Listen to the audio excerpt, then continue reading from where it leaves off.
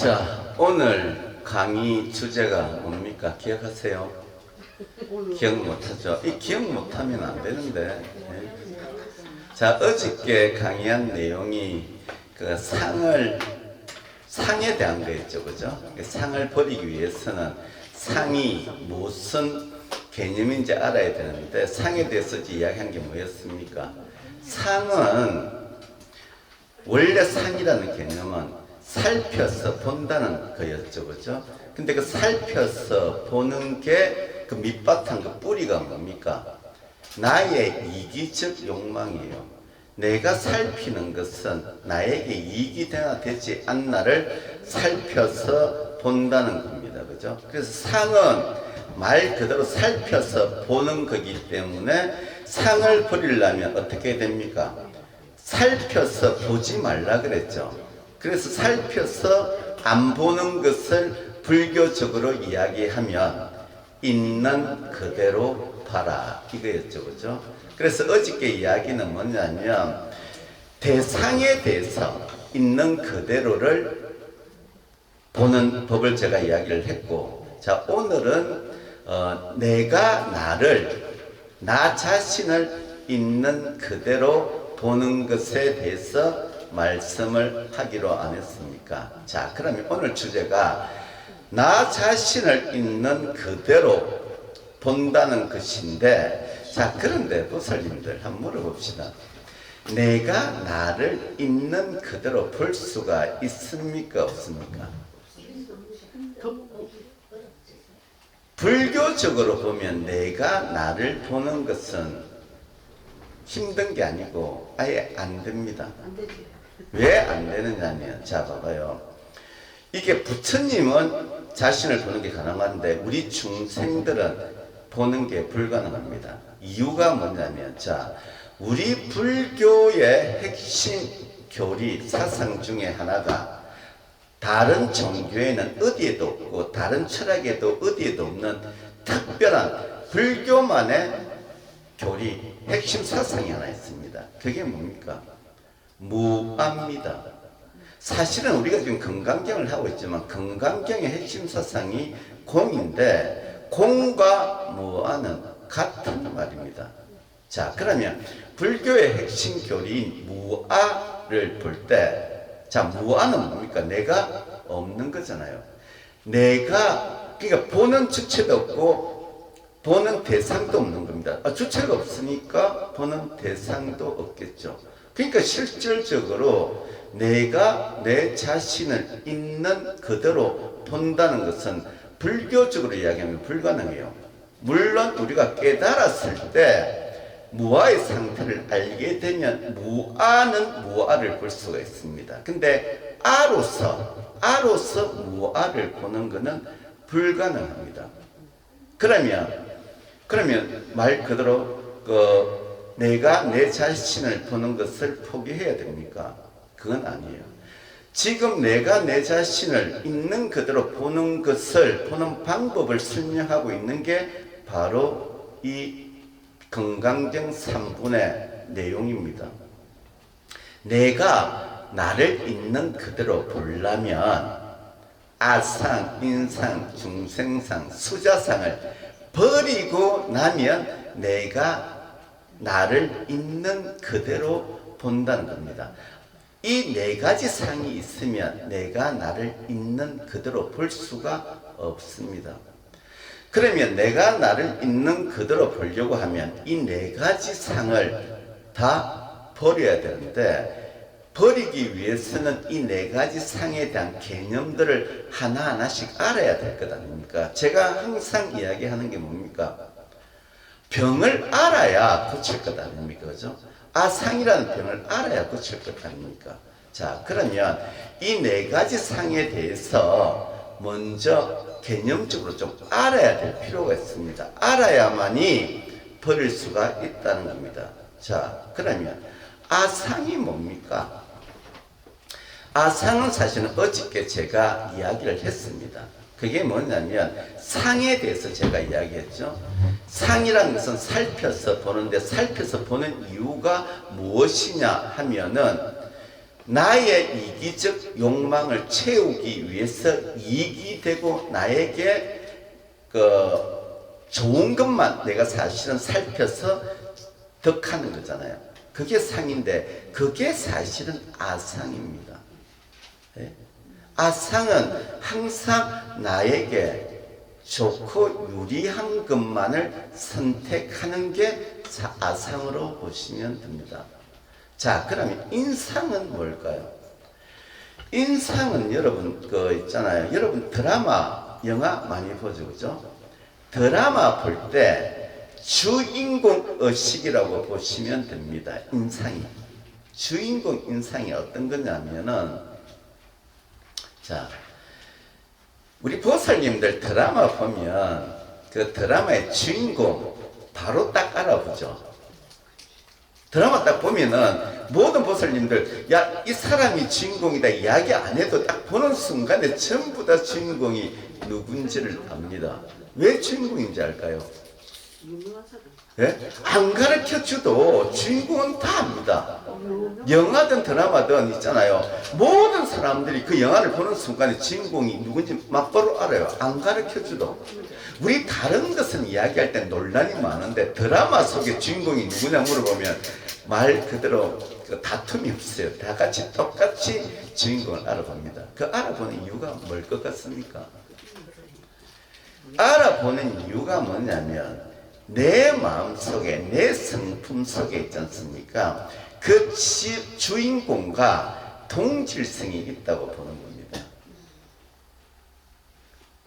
동질성이 있다고 보는 마음 하나 있고 또 하나가 뭐냐면 동질성이 없을 때는 저 주인공처럼 내가 살고 싶다는 간절한 바람이 있기 때문에 주인공을 바로 알아봅니다.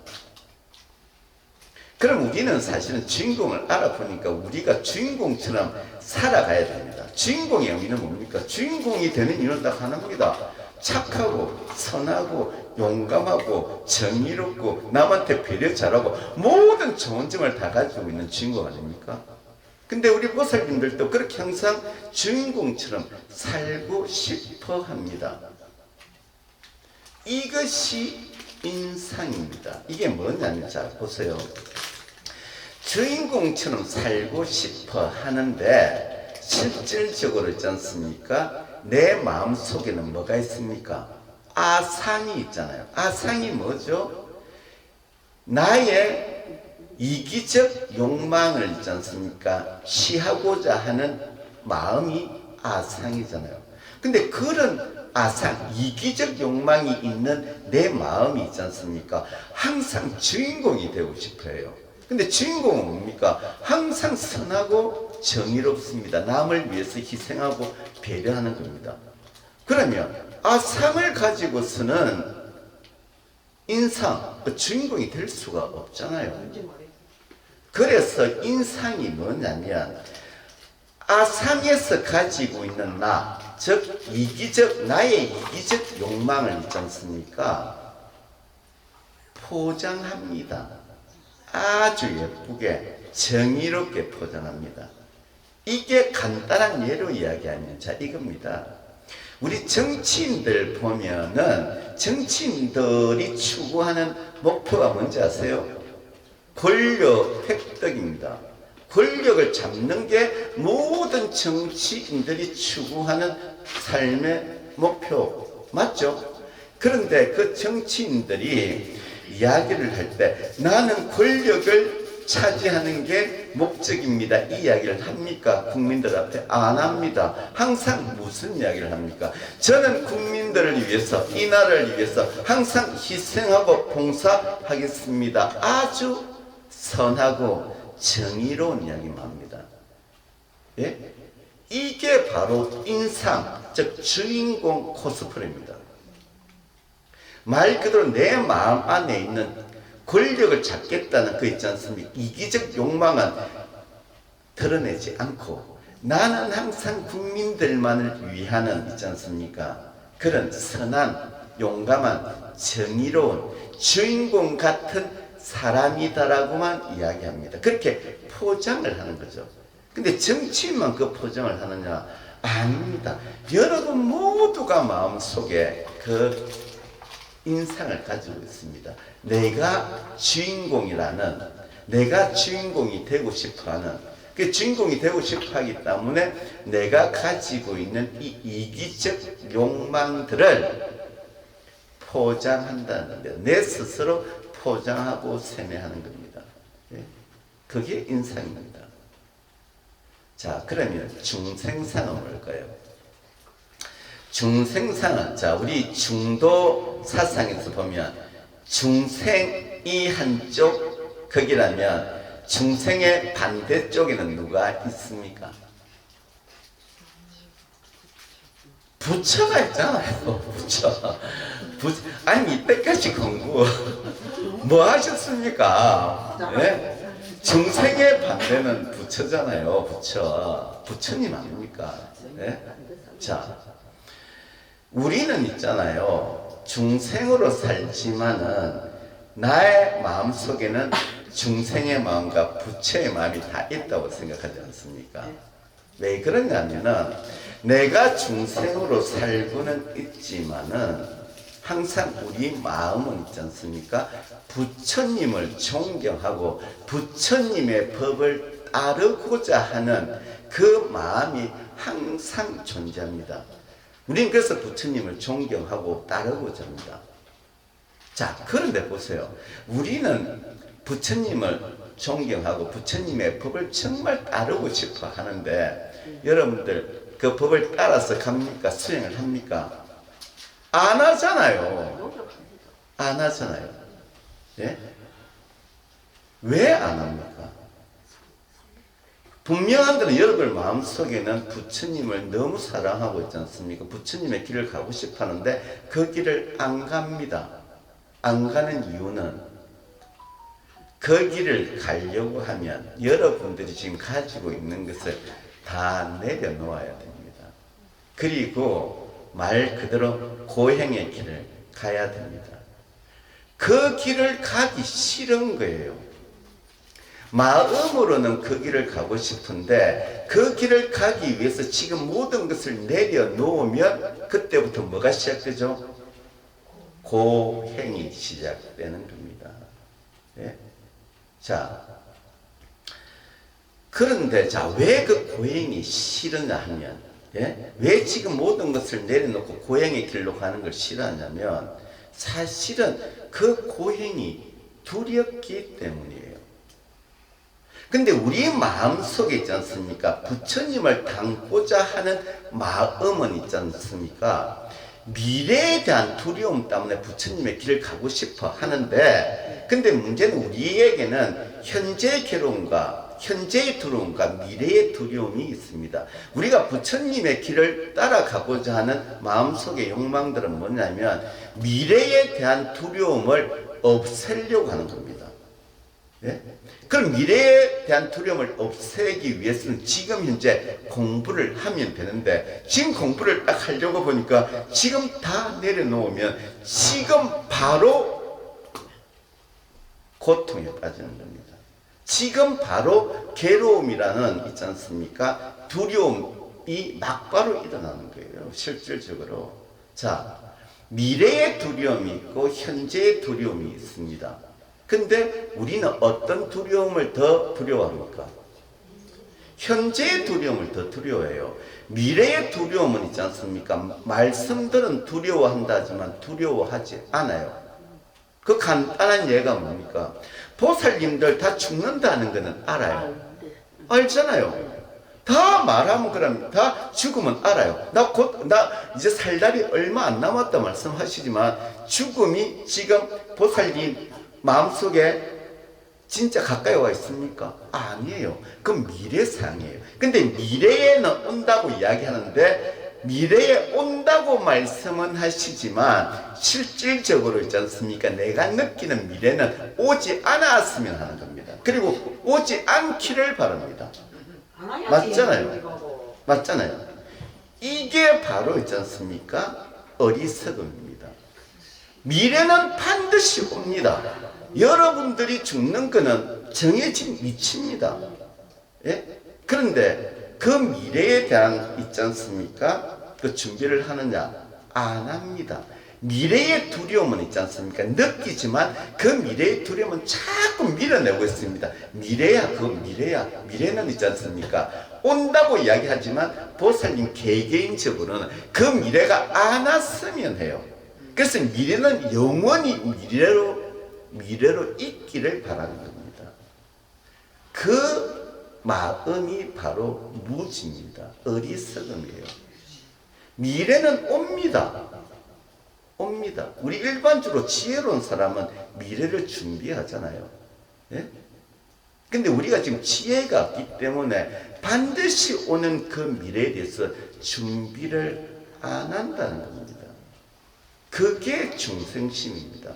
중생심은 다른 게 아니고 어리석음입니다. 어리석음, 무지입니다. 예? 그래서 말 그대로 현재의 괴로움과 미래의 괴로움, 현재의 두려움과 미래의 두려움, 이런 것을 우리는 항상 알고는 있지만은 현재 오는 두려움은 그냥 피하고 싶고 미래의 두려움은 오지 않기를 바라는 겁니다. 그 양쪽 다 오지 않기를 바라는 거예요. 그게 중생심이고 무지입니다. 중생심은 어리석음으로 보시면 됩니다. 자, 그럼 수자상은 뭘까요? 수자상은? 예? 수자상은 말 그대로 법을 믿지 않는 겁니다. 이치를 믿지 않는 겁니다. 이게 무슨 말인가 하면 수자상은 있지 않습니까? 목숨이 있는 것은 다 죽는다는 뜻입니다. 목숨 숫자거든요. 예? 목숨이 있는 것은 다 죽는다는 이야기입니다. 근데 우리가 법을 들어가 보면 모든 법은 있지 않습니까? 이치가 순환합니다. 간단한 예로 들면 여러분들이 알고 있는 윤회의 개념으로 보시면 됩니다. 살아있는 모든 생명은 뭐죠? 생로병사, 이 사이클 안에서 움직입니다. 그리고 보이지 않는 우리 마음은 생주이멸이잖아요. 생겼다가 머물렀다가 그 먹었던 마음이 사라지고 나중에 없어지는 거고, 그리고 이 우주는 생겼다가 없어지는 과정을 성주개공이라고 합니다. 우리가 아는 모든 법의 이치는 있지 않습니까? 순환하는 사이클입니다. 돌고 도는 겁니다. 그런데 이 수자상은 뭡니까? 살아있는 것, 목숨이 있는 것은 죽는다, 끝난다는 겁니다. 왜 우리가 수자상을 가지냐고 하면은, 자, 보세요. 수자상은 말 그대로 법을 믿지 않는 거예요. 왜냐하면 마지막이 되었을 때 실질적으로 있지 않습니까? 내가 죽고 나면 다음에 어떻게 될지 이런 두려움이 생기잖아요. 내가 착하게 살지를 못했고 법에 따라 살지를 못했으면 그 살지 못한 것에 대해서 있지 않습니까? 자기 합리화가 뭐냐면 모든 것은 죽으면 끝난다는 식으로 단멸론으로 자신을 스스로 세뇌하고 변호시킨다는 겁니다. 이래서 이 네 가지 상의 의미가 뭐냐면, 아상은 말 그대로 내 마음속에 있는 나의 이기적 욕망들이 나의 아상이고, 그리고 인상은 있지 않습니까?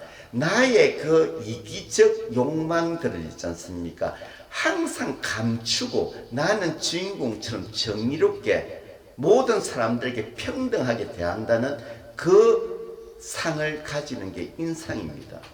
그리고 중생상은 우리 스스로 있지 않습니까? 알면서도 두려움 때문에, 괴로움 때문에 그 길을 가지 않는 어리석음, 무지가 중생상이고, 수자상은 법을 다 알지만은 그 법을 믿는 것을 거부합니다. 수자상은 법에 대한 믿음을 거부해버리는 겁니다. 모든 법은 순환하는 사이클입니다.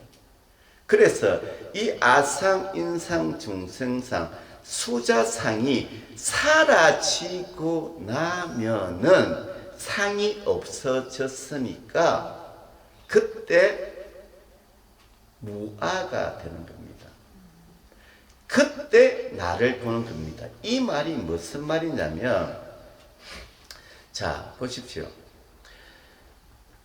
우리가 나를 보려면, 그 나를 버리라는 게 뭐냐면은 무아의 개념으로 간다고 이야기할 때 어떤 의미냐면, 나를 버리는 그 무아는 내가 없다는 것이 아닙니다. 내가 존재론적으로 없다는 뜻이 아니란 말입니다. 예?